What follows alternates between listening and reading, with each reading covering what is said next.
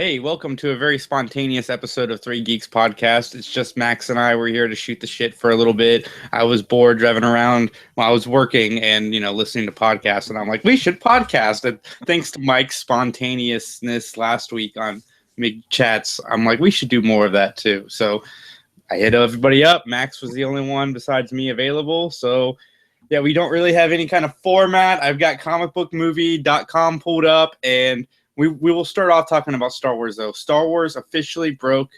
A lot of people didn't think it could happen because, it's December, there's weather. Most people predicted Star Wars would do about 190. The previous movie in December was like 85 million, I think. And Star Wars did almost 3 times that. Max, are you surprised by the box office results? Star Wars made $100 million before they ever had to show the movie. I know, right? I'm not surprised by the box office results. Anyone who's surprised by these box office results is an idiot. The thing that surprises me about these box office results is I know a lot of people that still haven't seen it that are going to see it. Like, a lot more people than not still haven't seen this movie, and it did that good. Like, I can't even imagine what the second week's going to be. Usually movies drop off about 60%. I think Star Wars is going to hold in to like 30 or 40. Well, I've only seen the movie 3 times, but I know that I feel like I haven't seen it yet. I'm probably going to go again next week. It got better the second viewing for me. And yeah, Max and I were leaving, seeing it together, and I'm like, "What are you doing tonight?" Because I was going to his house afterwards to talk to his dad, and he's like, "I'm going to see Star Wars." I'm like, "When?" He's like, "Right now. I've got a showing in half an hour. I got to go." So yeah, Max definitely liked it, which I didn't know as I was watching it because there's a lot of things that you could see. Maybe Max wouldn't enjoy this, but he did. He enjoyed it like the rest of us. Yeah, there's like a few little problems, and on the third viewing you get to kind of like what is are we spoilers? Are we gonna? Hey, if you haven't seen the movie, you can stop listening right now.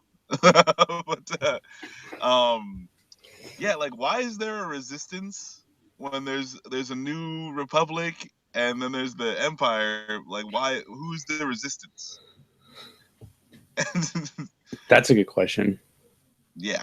And then again, R2D2's mysterious Christmas awakening for no reason still makes no sense. Yeah, that's pretty much it though. Yeah, like, there's a resistance is the main thing. It doesn't make any sense. Well, JJ kind of touched on the R2D2 thing and kind of not. He's like, I get how people can think it's just a miracle of plot device thrown into the movie so we can advance to the next thing. But he doesn't really respond to that. All he says is that so Kylo Ren has, the blueprints except for that small piece. He's missing what R2 has. Well, he has what R2 has. He was just missing what BB-8 had. And JJ said that the reason R2 had it was back in episode 4 when he downloaded, hooked up into the Death Star. He had all of the same information but he didn't touch on why suddenly R2 would pop up at that particular moment. Wasn't touched upon at all. But I'm sure maybe we'll find out in a book. I've heard that You know why? What's that? You know why he didn't touch on it? Because it's a ridiculous plot device used to move the story along. That's why he didn't say anything about it. I don't doubt it. The book is out, so hopefully that will, do something to explain a little bit more. But it's still really good, and you should go see it multiple times. You know the number one thing JJ did right? No Jar Jar Binks. Not a Gungan to be found. That's true. It's very true, man. All right. You want to say anything else about Star Wars? Go watch it. Did I say that already? Yes. I think go watch it. All right. Let's see if we got what we got on here. Oh, there was a surprising cameo in Star Wars Episode 7. Ewan McGregor showed up to reprise his role as Obi-Wan Kenobi, and nobody would know this if it wasn't released to the media. He is the voice that whispers Rey in the flashback sequence, and I'm starting to get with everybody else. I'm okay if they work Rey as a solo or a Skywalker just because that is what this franchise is about. But if she is related to anybody else, I'm going to be with everybody else on the bandwagon. We don't need to make this universe smaller. I get the Skywalker story. I know Max and I don't see eye to eye on that. But outside of that, if we find out she's like the great granddaughter of Obi-Wan or Yoda's daughter or something silly like that, then I have a problem with it. How can she be a Skywalker and that? What, how is that even possible? I'm saying, what if she's not a Skywalker? Like, that's what I'm hearing, that she could be Obi-Wan or Plagueis or any related to anybody else that we've already seen. Why is that any more ridiculous than her being a Skywalker? It's just because the episodes from the beginning have been about the Skywalkers, and that's why I'm okay with that, which I know we don't agree with this particular statement, but outside of that, I don't know if I want them to keep making it smaller. It's not any smaller than if she's a Skywalker. It's the same size. But it's a Skywalker story, is what I'm saying. So what? So what? It still has the same amount of characters in it, and if she's a descendant of one of the characters in the Star Wars movie, the universe is the same size. It's still stupid. I don't know why people are okay with her being a Skywalker and not okay with her being somebody else. I'm not a fan if they make her related to anybody, but I wouldn't be any more pissed if she was related to frickin' General Grievous than I would if she's related to Luke Skywalker. Max, what do you want to see in episode 8? I got to put my headphones down for a minute, so just talk for a minute. What's that? I didn't hear what you said.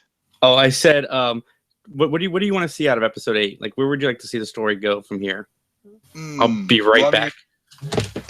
Episode 8, I feel like, is going to be the Rocky montage of the entire new trilogy, Star Wars 9. That the guy. I want to see the Knights of Ren. I want to see that Boba Fett looking dude and what's going on with that.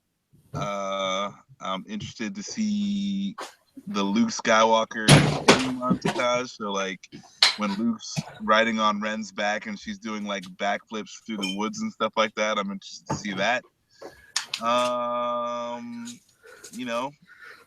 We'll see. I was really happy to see Chewbacca be a badass in this one, so I want to see more Chewbacca stuff. That would be cool too.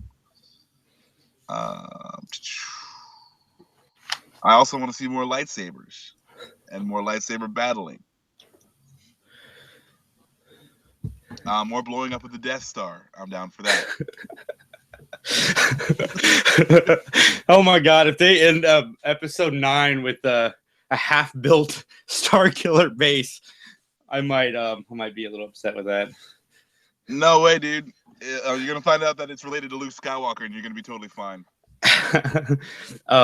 I want to see. I don't know if you said this, but I want to see Luke lightsaber battle with Snoke. No, Snoke's like 30 feet tall, dude. That's gonna be stupid. His lightsaber would crush everything. Right. Is he 30 feet tall though, or was that just a big projection? That's what I'm saying. Nah, yeah. I didn't think so. Dude. I'm wondering if Snoke like told them like, "Hey, whenever you make a projection of me, that's just got to be 50 feet fucking tall," and they're like, "We could just raise it up so we're still looking up to you." He's like, "No, it's got to be 30 fucking feet tall, or else I'll force crush you." I got a question for you, and I'm pretty sure we're going to be on the same side of this argument. There's people online now coming up with ways that Han Solo did not die in Episode 7. Now, before I get to you, I just don't. Please don't. Ryan Johnson, Disney, everybody out there. I get, Harrison Ford was one of the best parts of this movie next to Rey and Finn. But no, he died. That is the whole thing that's going to propel Kylo Ren. Because we haven't really seen that, We haven't seen a villain in Star Wars that wasn't a villain per se yet. And we got to watch that with Kylo Ren. We got to watch him get more and more to the dark side, and killing his father, Han Solo, is the push that's going to put him over the edge, which is going to get him, his final training with Snoke. If you undo that, then you undo the whole purpose of the movie. And I know I'm not okay with that. Max. No, man. No, just put it to bed, man. Harrison Ford is happy. You know, he's finally done. He doesn't have to deal with any more of this crap. He's never been a fan of dealing with this crap. So now that we got him in a good mood, why would you want to piss him off by being like, "Oh yeah, and by the way, you're not dead. You're stuck in for these next 2 movies. Have a good time." Yeah, you And then got Harrison Ford. Sorry, what was that? I was just saying because like he was really good in this one. He wasn't phoning it in. He was actually acting, which we haven't got from Harrison Ford in the last few movies that he's done. And I was just like, yeah, Han is dead, and that sucks. But I'm gonna tell you, it's this crazy thing where 10 out of 10 people die. Like that shit just happens. So let him go. He went out in a blaze of fucking glory. Doing the Han Solo thing. So I think it was a fitting end. It was a good, it makes the story better. And yeah, like they don't need to bring Han back. Like that. What ridiculousness would you use to explain that dumb shit? I have no The guy idea. fell like 800 feet. Yeah, I don't know. I like I said, it was just random stuff I read online on chat boards. Thought it'd be interesting to talk about. They're gonna be like, well, Luke fell on Cloud City. I was like, yeah, but he's a freaking Jedi. Like, Yeah, Han the Solo is Force just a doesn't work lucky that way. guy. Han Oh my Solo goodness. told us the Force doesn't work that way. It doesn't work that way. That is the truth. Oh my goodness. I thought they had too much humor in that movie, but I mean, it was still like, still good, funny stuff in there. But Yeah, yeah. there was. But Go ahead. oh, I was just gonna say, Disney, you've got Harrison Ford. He's happy, like Max said. He's out there. He's promoting your Star Wars project. He's actually happy that he was in a Star Wars movie. Why? Nobody wants to ruin that. Like if you bring him back for another one, he might not be as happy or gung ho about it. At least the He guy, won't. at least now he's embraced Star Wars. Like he is out there. He's greeting people. It's just let the guy be done, and it added to the emotional depth of the story. And if you undo that in an 8, it's just silly. And I know Disney has nothing to do with what we're talking about right now. It's just fans on a chat board. But I'm just pleading in case they see the dollar sign Also, bringing it back. Dude, because like Harrison Ford is in this movie, he fucking crashed a plane. He got like something smashed his fucking foot. If he does another movie, we don't know what's gonna happen to that poor guy. Like, he's old, man. Just let him be. Yeah, let him finish his final. What's that? I said he's earned a break. That's true, man. And he's doing his final lap. He just did Star Wars. He's following it up with Blade Runner and possibly Indiana Jones 5. Let's let the guy, finish Indiana Jones 4? Yes. As far as we're concerned, Indiana Jones 4. I'm sure as far as Harrison. So with the whole Indiana Jones and the Crystal Skull thing, I was reading online. Apparently, when Steven Spielberg and Harrison Ford signed on to make the 4th movie, they had signed on the strength of a script that Frank Darabont had wrote. But since George Lucas was able to get Spielberg and Harrison back, he's like, no, I'm just going to write 4, and got rid of Frank Darabont's script. And apparently people have read it and says it's really good. So maybe they can still make that movie. Well, you see, Darabont is what we like to call a good writer and a good director. See, George Lucas is a good special effects coordinator. So you see where one would be better at writing and directing than the other, and the other would be better at making some fucking special effects. I mean, to be fair, George Lucas is good at writing a story. Like he can write the overall story of something. He just can't. But you don't even really know that. I mean, you know that one time he had a fucking pretty good idea. One time. That's all you know. Yeah, that's true.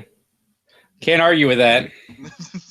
And I mean, like, again, like I love Star Wars. It's been a major part of my life. Thank you to George Lucas for, everything that he's done. But, I'm not a pro basketball player. I'm not a fucking rapper or a painter. So I don't try to do those things because I won't be good at them. So Matt Damon was in the news saying that Ben Affleck has seen Batman v Superman and says that he hears it's really good. Max, what do you think of Ben Affleck liking Batman vs Superman that he is starring in? If I was in a Batman movie and it sucked, I would let people know. Would you? Yeah, oh yeah, I would. because I mean, if it was me or whatever, then like I feel like I owe it to the Batman to like get the truth out there.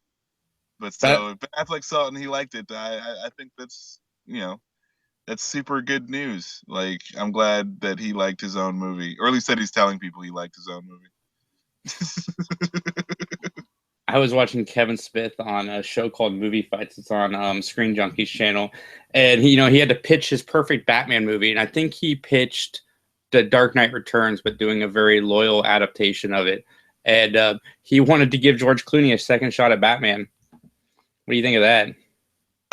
Yeah, I mean, why not? I feel like Clooney could do an old Batman, like he's a grizzled older Batman. He got a raw deal in the last Batman in the movie that he was in, just because I mean, like it was we're coming out of the '90s, so all the movie cheese was at its height right then, and then he's got the super flamboyant Bat style going for him, and then just like the horrible writing, the horrible everything. It was such a cash grab. He's got a 35-year-old Robin.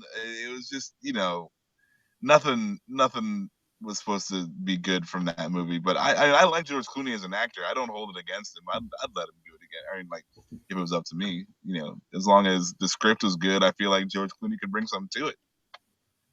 Yeah, I don't disagree with that. And I that movie had more problems than George Clooney. And George Clooney, given the right shot and better director, who knows what he could do. That's one of the things that I hope that Disney can do. I mean, like Max said, the spin-off films about Han Solo and Obi-Wan, they're inevitable. Whether we think that they should go in that direction or they should expand, it's inevitable. It's going to happen.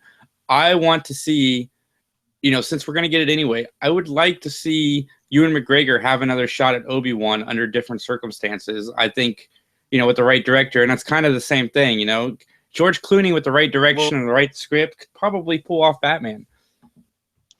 And the other thing too is though, I don't want to see, like, these are very physical roles. I don't want to see, if you're too old and you can't hack it, I don't want them to try to CG your head on top of some dude's body so we can make these scenes work. So like the thing about Ewan McGregor doing Obi-Wan is like Ewan McGregor is kind of a badass in his own right. So like he can keep up. Like the fight scene with Darth Maul. Ray Park, who played Darth Maul, was talking about it. He's like, man, like every time we did it, Ewan would push it, to go just a little bit faster, go a little bit harder, and then like the one guy's a professional stuntman, and Ewan McGregor is an actor who's, thinking he can do stunts. So it was, it was fun for him to try to, to just match Ewing's level as they went, and it got harder and harder. But you can see when they're having that fight scene, you can see the competition in them, and it looks like a, legit fight scene. And that's what I liked about the Force Awakens fight scenes too. It's like you could tell the difference in skill levels, but also like that they were actually throwing themselves into it. They were trying to do the work, and I really like that. So yeah, it'd be cool to see Ewan McGregor do another Obi-Wan movie, but they really need to do that one soon because he's starting to get up there in years. So he's not going to be able to do all that stuff as well. So I mean, again, yeah, just like get people who can do it, and actually go at it, because like if you throw another Count Dooku at me, I'm out. Like I can't deal with that. Shout out to Marvel Studios, Netflix. So they were interviewing Kristen Ritter, and they were talking to her about Jessica Jones, and she's like, we're looking at doing a season 2 before the Defenders movie, but we don't want to rush it and we don't want to fit it in. 90% of the studios or television networks, they would push for a second season of Jessica Jones, no matter what happened to the stories or whatever. I'm just glad that somebody at Netflix and, Disney and Marvel are looking at this like, it doesn't fit our story. Like, we got to get through this Defenders. We were able to work it out so that we could fit Daredevil season 2, and it made sense to our story. But I don't see how Jessica Jones season 2 could fit in with our overall story, because we need Luke Cage here, we need her here, we need Daredevil here. So, to pull her back and try to do a series when we've got all these other plates in motion, I'm just glad that somebody is thinking story as opposed to monetary value. So kudos to everybody over there. Max, your thoughts on them Oh, kind of waiting. that is awesome. I am 100% down for that because I mean, like, there's no small amount of bullcrap you can go and find. You know, you can find anything terrible right now. You watch any show on Sci-Fi if you want to watch something stupid, like that they took the time to do these shows right. Shows. I mean, it shines through. And then, like, also, yeah, again, I'm super glad that just like, no, we can't do that. That's not gonna work. You know, it won't be good. People are going to resent us for doing it, so why do it? I mean, it's and like on something where Netflix, like Netflix is, I've already got Netflix.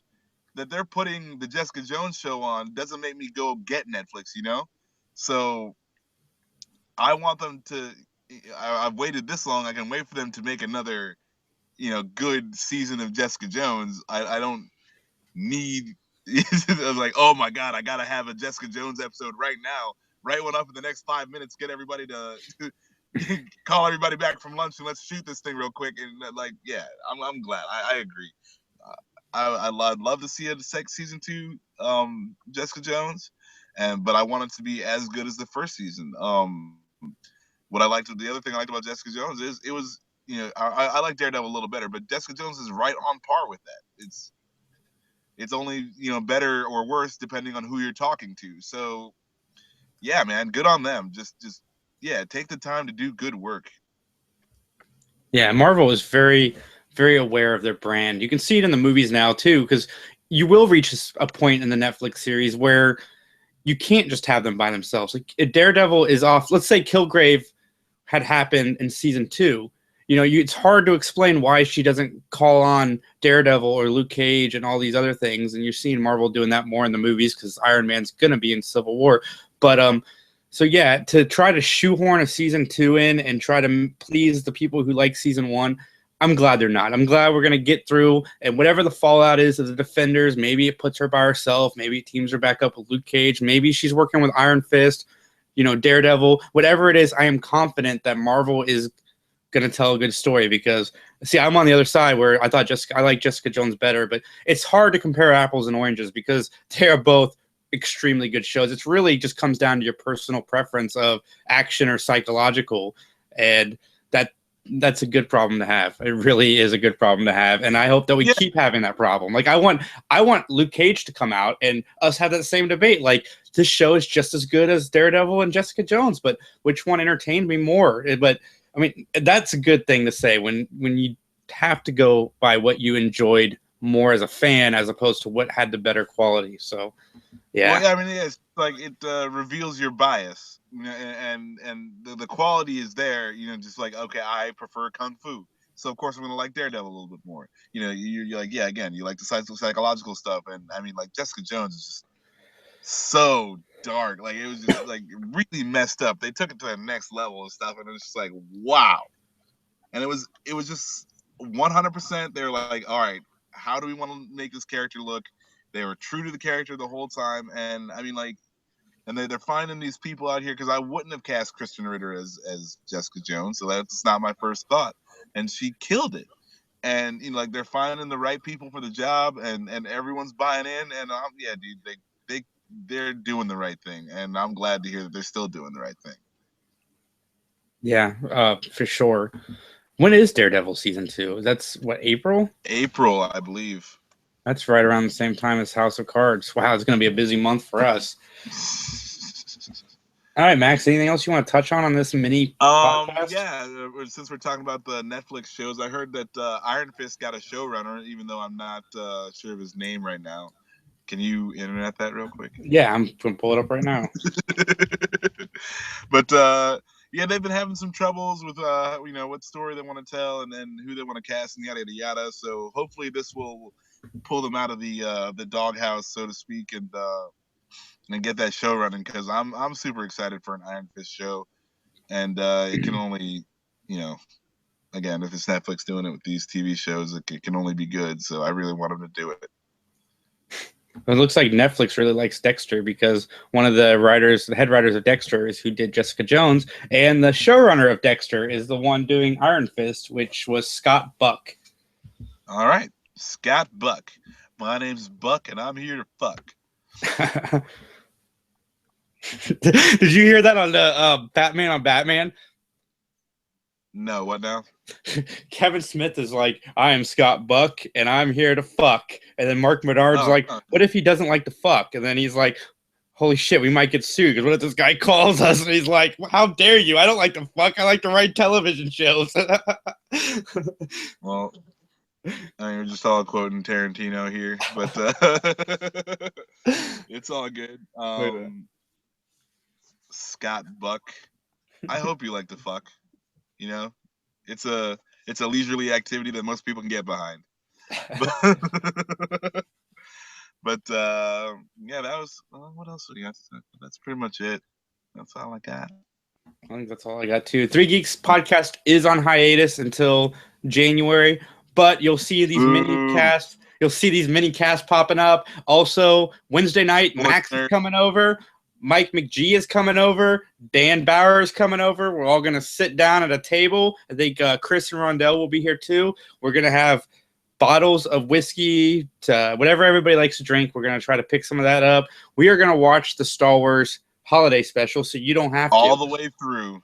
We are going to start it. We will speaking of, let me plug this real quick because it leads in. Max is currently on Mike McGee TV, which is youtube.com/Mike McGee TV. Him and Mike are doing commentaries of all the episodes of Daredevil, which I've watched the first one. Very fun and entertaining. Definitely check that out over there. I'll try to remember to put a link in this video for that. Also, yeah, we will be doing a live commentary, riff track style, drunk. We will come up with some form of a drinking game so you can play at home with us. We are going to start it. We'll let you know when we're starting it so we can all sync up, and it's going to be fun. Every time Grandpa Itchy sits in the masturbation chair, you drink. I'm looking forward to doing this because last year when we did something similar, we reviewed it. You know, we were still learning a lot of things, and I feel like our cast has gotten better. So I'm looking to see what's going to come out of our mouths for this because, yeah, it's going to be awesome. It's going to be awesome. B. Arthur singing with the Cantina band. But check out Sports Nerds. What time do you guys do that, Max? That is a floating kind of deal. Sports Nerds is generally getting done on Saturdays sometime in the afternoon. Nice. But we're having the big trophy reveal next Sports Nerds, so I'm pretty sure that's this Saturday. The big Sports Nerds Fantasy Football League trophy reveal. It's definitely worth checking out. I've seen the trophy. It's pretty cool. But yeah, so check out that Wednesday night. We were going to shoot for 9 o'clock. We got to just make sure Mike's gotten in, settled, because he's got a long. I think he's driving. He's a busy guy, and I thought he was flying in. Is he flying? Well, he's got a flight. Dan and Max work, I think. I'm working. So yeah, around 9 o'clock, tune into our channel for the awesome Star Wars Holiday Special, the one that aired one time in its entire lifespan, and luckily, a fellow nerd somewhere recorded it, put it online, or not lucky, depending on how you want to look at it, so we can all enjoy it. So thank you very much for tuning in. Please like, comment, and review this video. We appreciate all the support. Our iTunes is doing well. Check us out on there too, and have a great day. Wait, hold on.